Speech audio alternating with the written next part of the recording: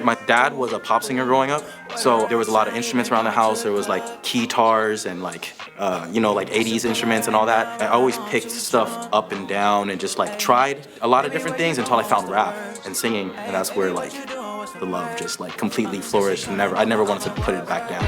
Middle of the club, she be dancing, hands on her thighs, got that leverage, man in the way.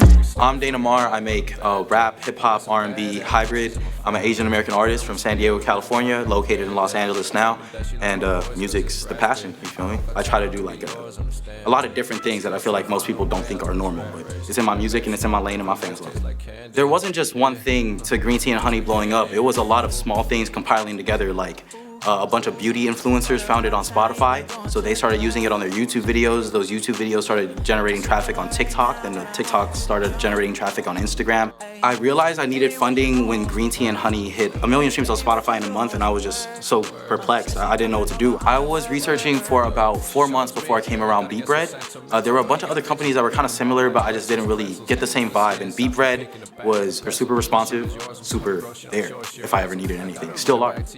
After receiving the funding from beatBread, I was able to really market my music right, which had my monthly listeners like almost triple. I'm up about 900,000 monthly listeners now, and hopefully at 1 million by next month.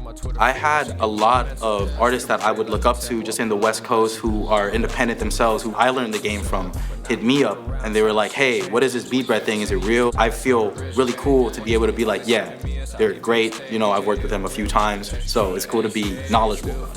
The next phase of my career, I'm trying to be the biggest artist out in the world, so I know with that I'm gonna need a good partner, probably a major label partner. So it will just be building leverage until we get to that point where major labels see us as a partner and not someone they can prey off of. When I do tell all my friends about beatBread, I just tell them straight up, it's the best way for you to make your career yours. Time to be yours, understand, babe. I'm still trying to find a way out this rat race. That vape smoke make her lips taste like candy. Yeah, taste like candy.